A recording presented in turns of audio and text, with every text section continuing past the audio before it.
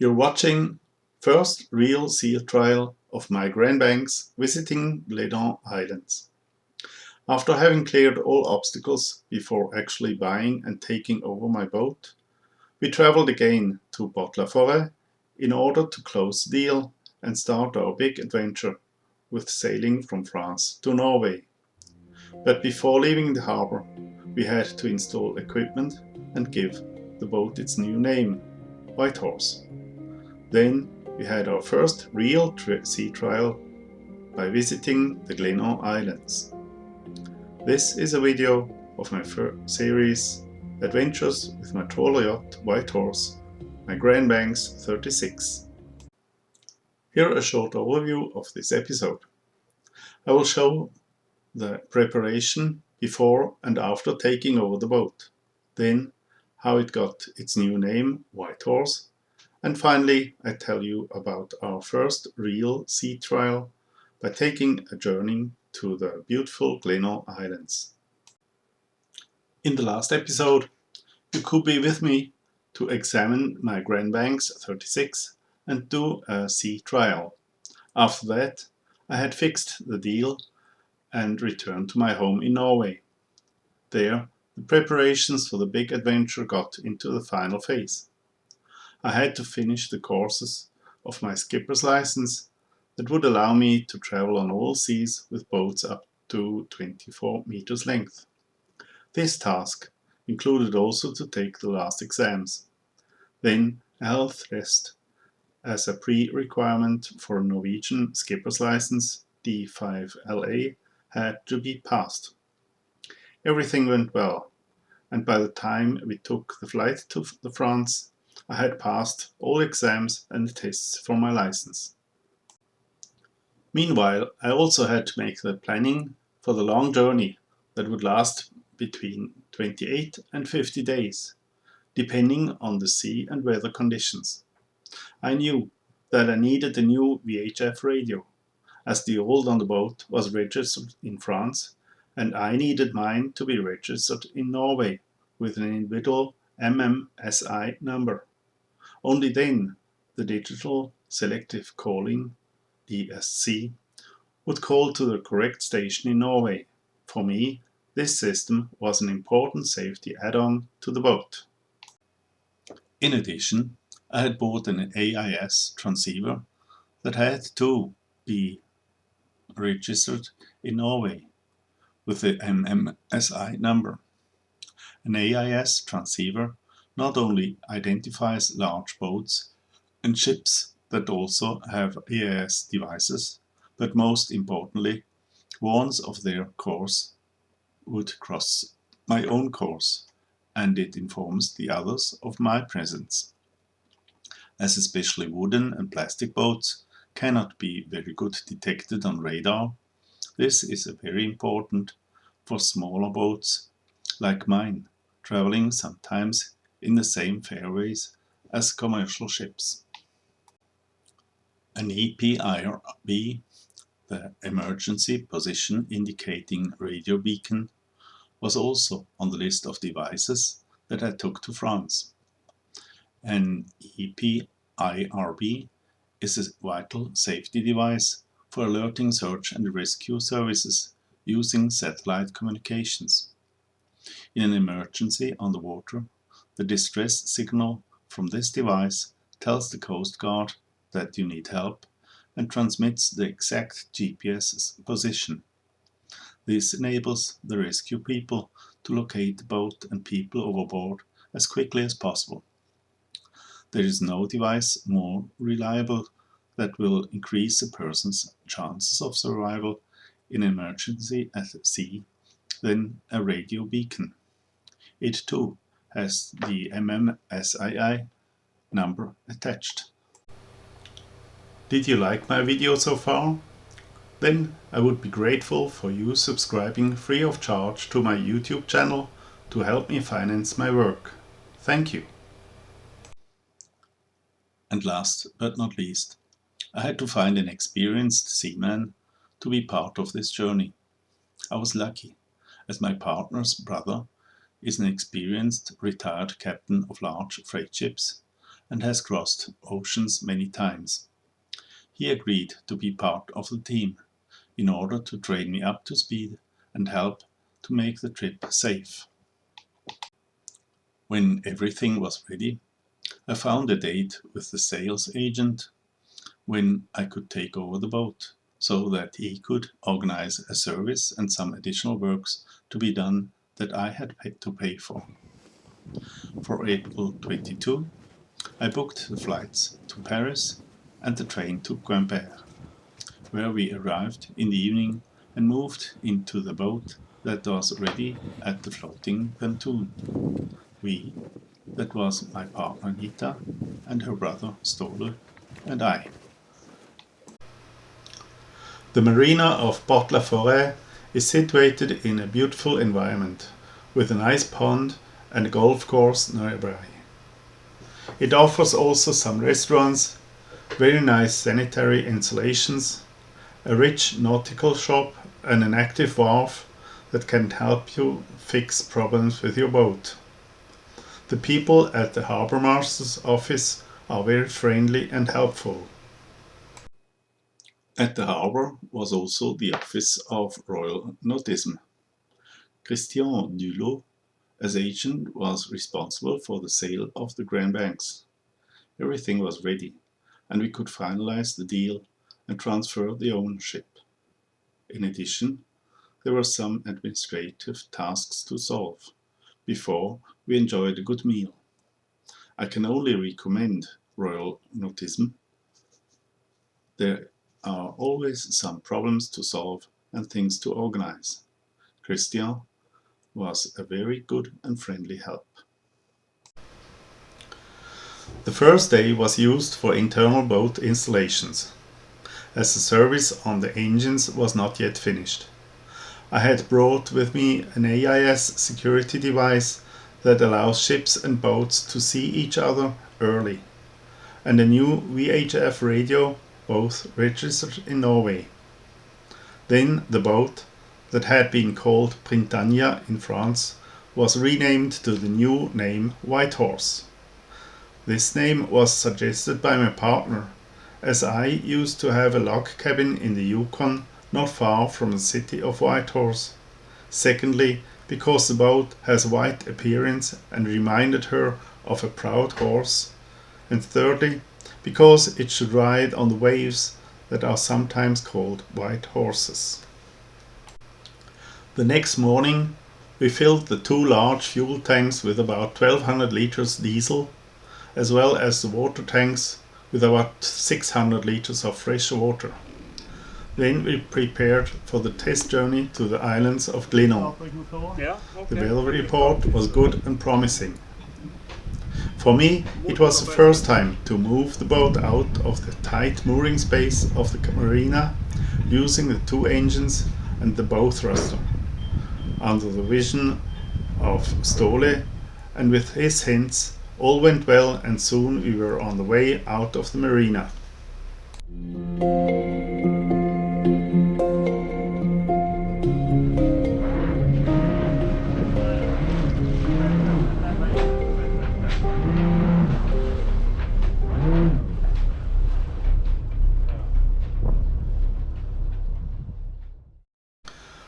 The marina of Port-La-Forêt is very nice and tidy.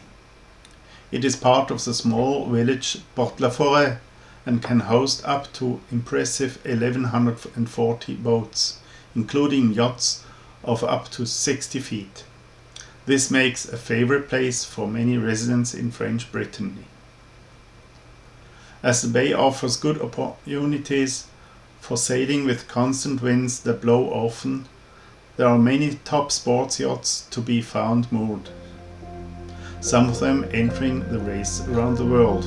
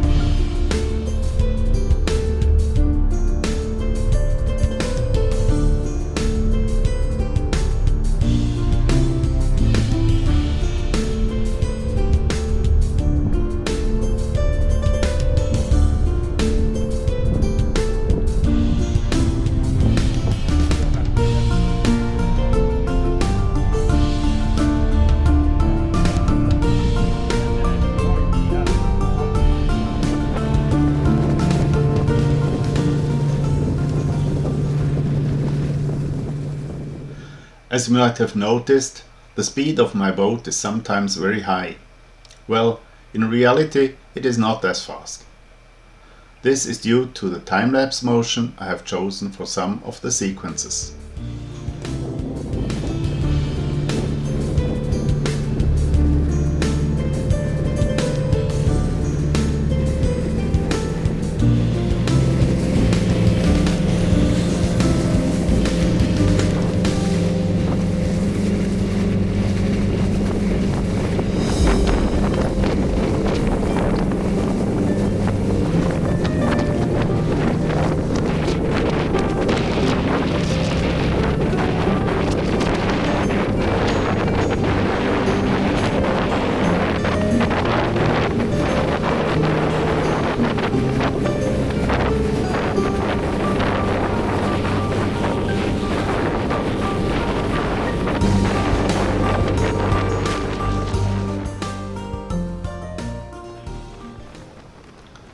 After having found the way through the maze of channels to the exit of the marina, we crossed into the bay of Port-La-Foret in southern direction to the Glénan Islands, about 10 kilometers off the coast.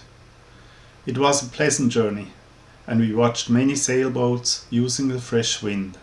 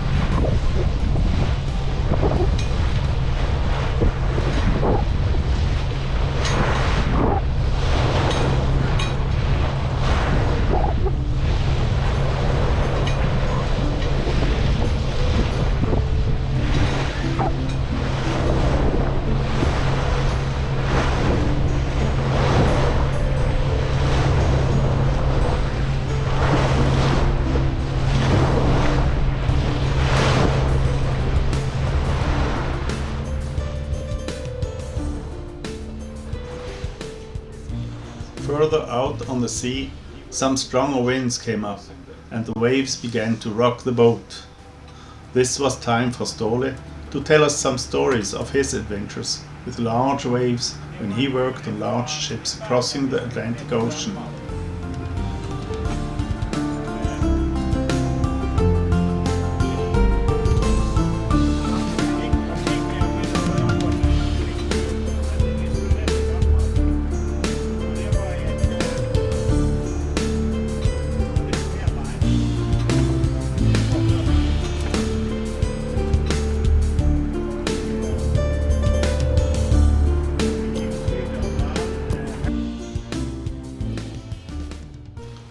On arrival of the islands, the sea got calm again and we found a nice anchoring place to enjoy the warm weather and sun.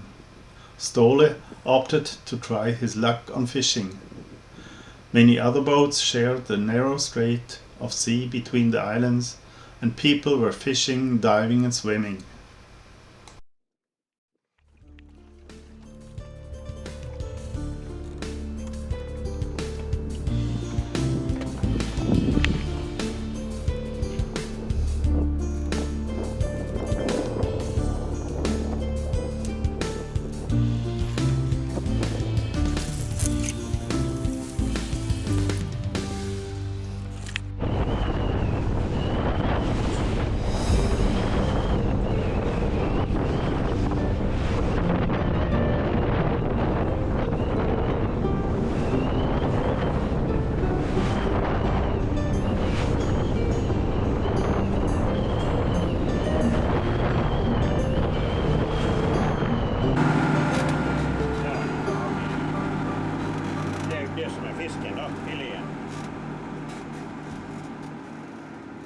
Ståle was successful and caught some nice and big mackerels, and Anita prepared us a tasty lunch with the fish and fresh salads we had bought in Port-La-Foret.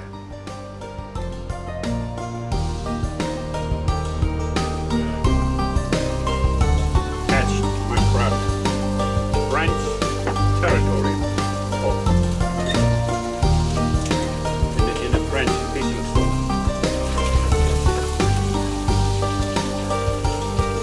Does it taste well? Does it taste good? Excellent. Okay, That was my French. thank you.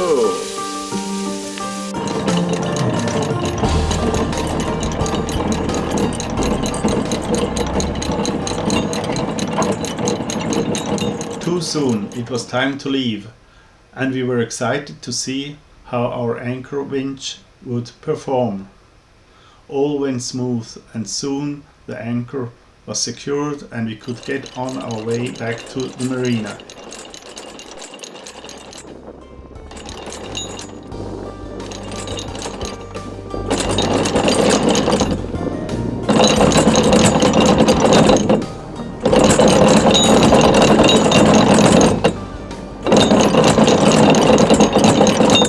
Da har vi nästan halv ocean här med.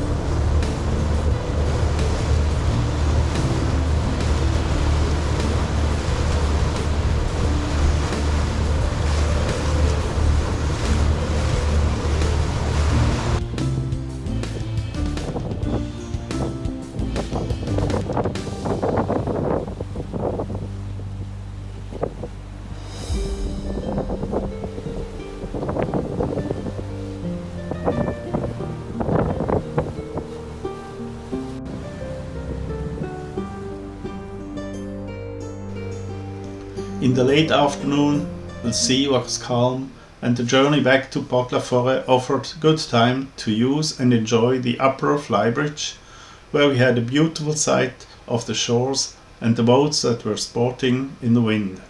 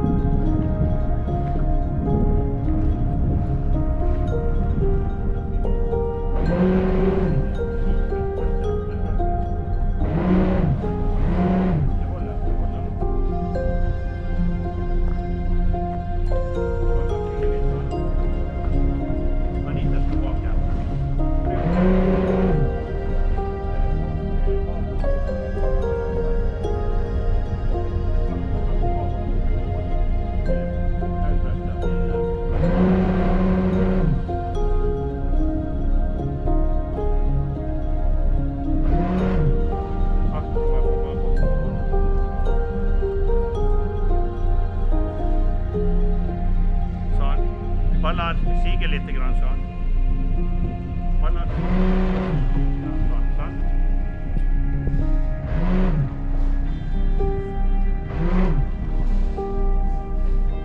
Ja.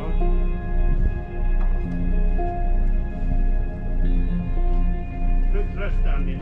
Flytt rösten.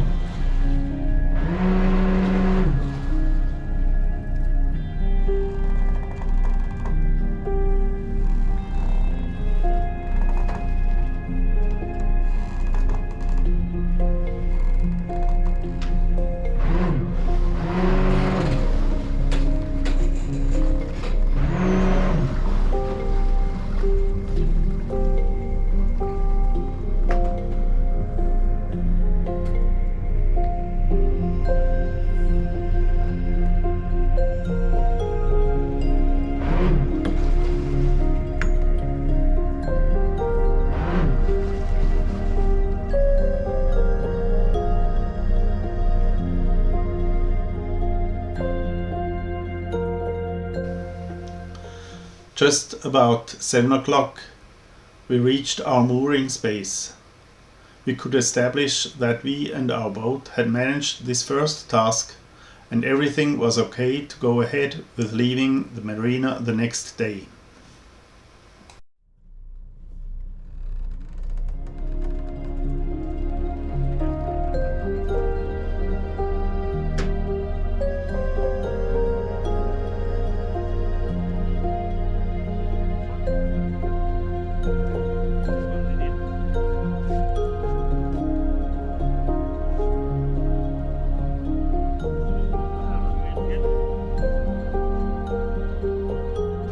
In the next episode, we leave the marina of Port-La-Foret and head west. When reaching the western end of this coastline, we changed course to north in direction of Brest. You will see how we experienced sudden change of wind and large waves tested our seaworthiness.